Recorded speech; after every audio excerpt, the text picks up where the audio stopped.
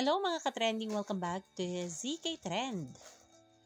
At dahil tapos na nga ang taping ng first cycle ng series ni Donnie na Pinamagatang Roja, spotted na nga na pabalik Maynila na si Donnie kasama si Kyle Echari.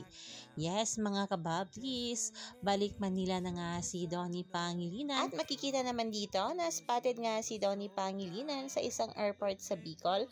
At pinost na rin ni Kyle Echari habang nasa plane sila kasama nga si Kai Montenola.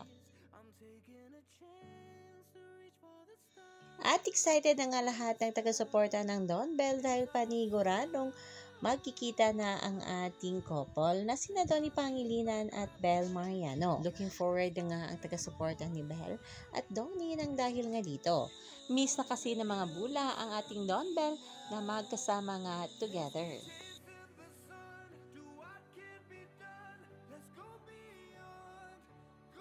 At ayon pa sa mga source, ay present umano sina Donnie at Bel ngayong Sunday sa ASAP live na live. Kaya naman yan ang ating pagkakaabangan.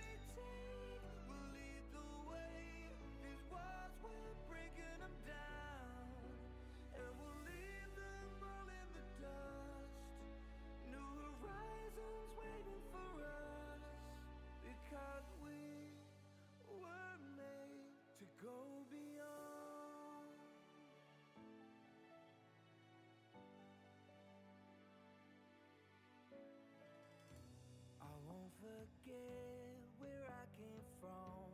I'll use my past to build my future. Keep moving forward.